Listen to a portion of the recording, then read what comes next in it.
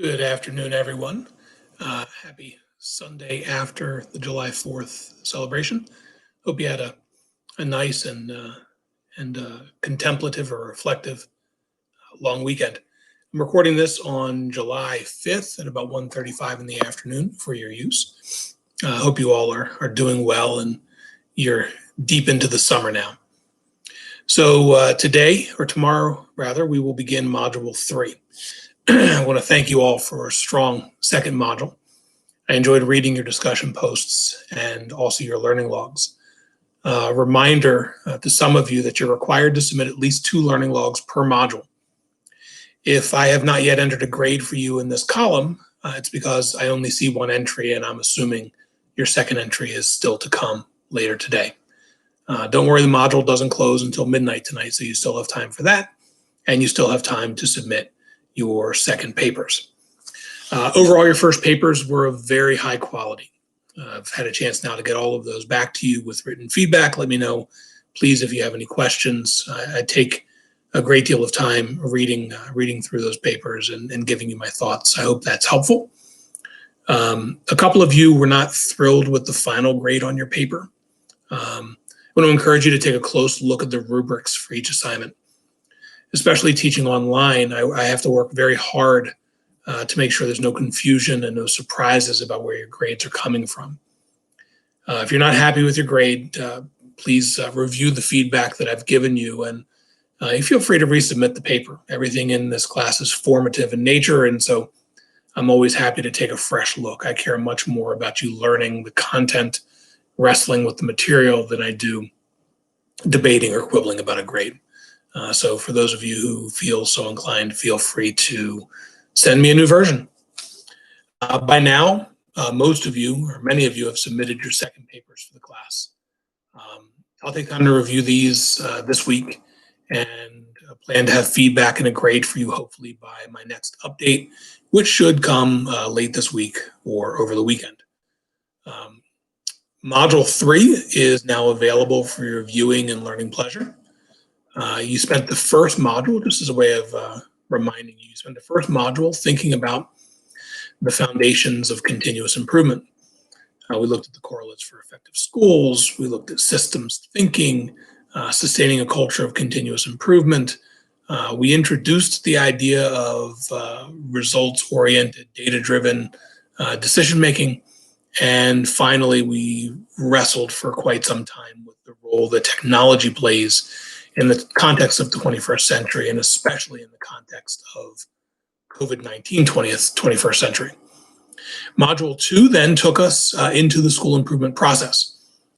In our forums for Module 2, we spent a lot of time interacting with each other around how school improvement teams establish priorities and then make sure that those priorities, that their efforts rather, are aligned with those priorities.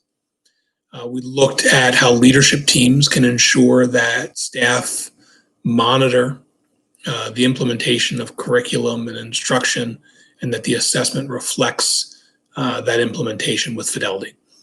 And finally, we examined your experiences, and in some cases, your lack of experiences with root cause analysis. For some of you, this was a term you were very familiar with, and for others, you had never heard this phrase before, but you had some experiences in the classroom with something that looked like root cause analysis, and in some cases, this was brand new material.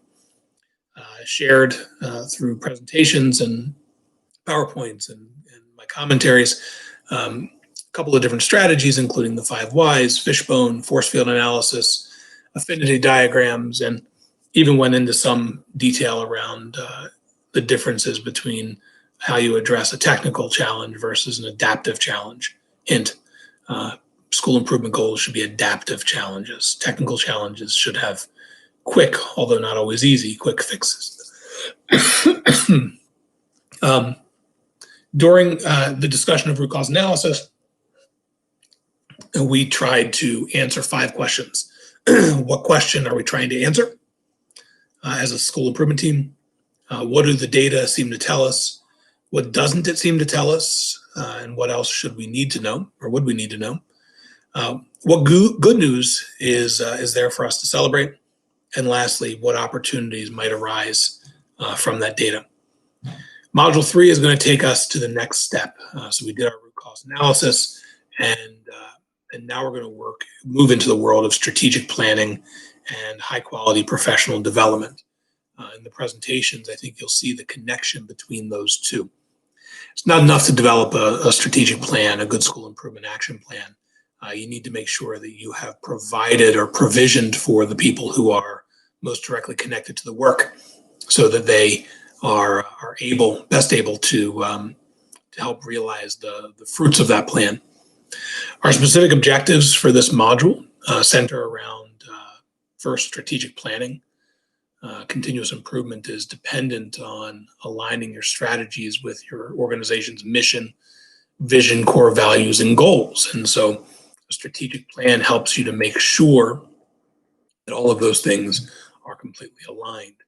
The school improvement process ensures that effective research methods are used to determine strategic actions that will support the diversity within the school context and to maximize parent and family involvement. Second focus is on high quality PD, helping to build teacher capacity.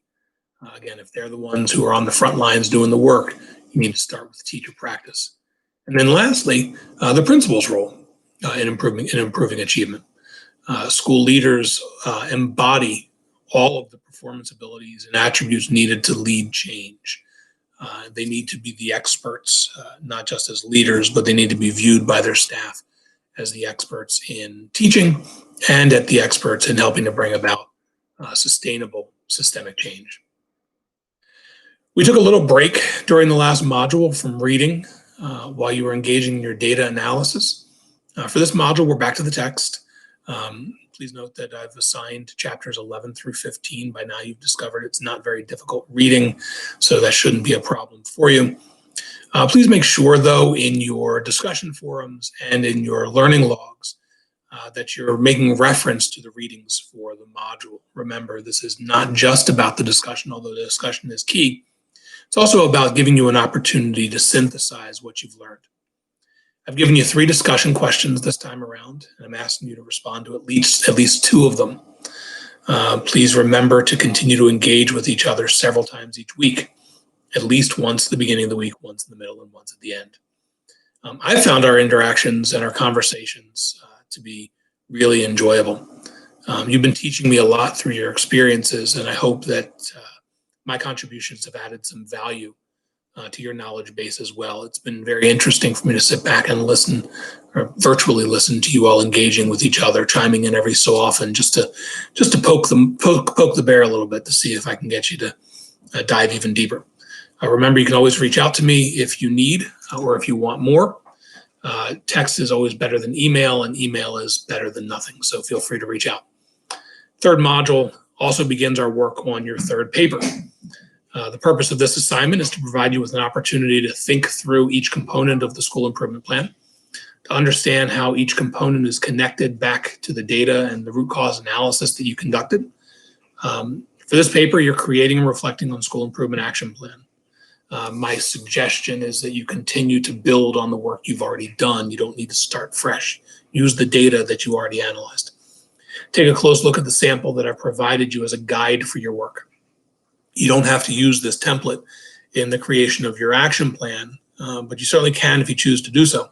If you decide not to use what I gave you, I would strongly encourage you to use the template that your school uses. Your principal should be able to provide that for you pretty easily. That's about all for now. As I said in the beginning, I hope you had a really wonderful July 4th holiday. I hope that you are enjoying a little bit of rest, enjoying the very hot weather that's out there. At least we get sunshine, right? Hopefully in the next couple of weeks, we'll have a better idea of what the fall will look like. I'm looking forward to learning a little bit about your experiences in that as well. And with that, I guess I've said enough for this stream, and I invite you to get back to work, and I'm looking forward to interacting with you in the threads.